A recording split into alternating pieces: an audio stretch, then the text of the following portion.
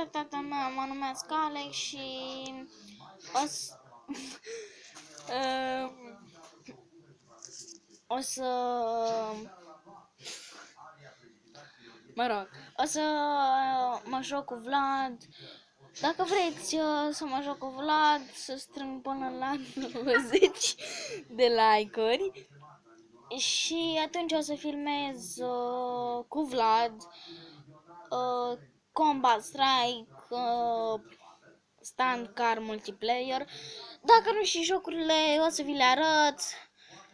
Deci la 20 de like-uri o să fac 2 episoade de Stand Car Multiplayer și Combat Strike.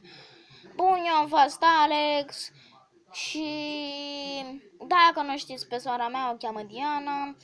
Bun, stai, așa, dacă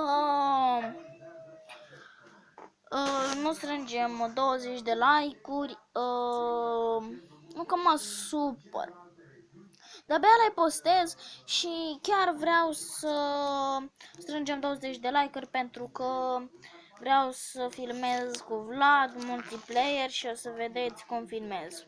Dacă vreți și voi, o să vă las link-ul în descriere mai pe seară, că este, cred că 8 ceasul sau 7. Da, eu am fost Alex.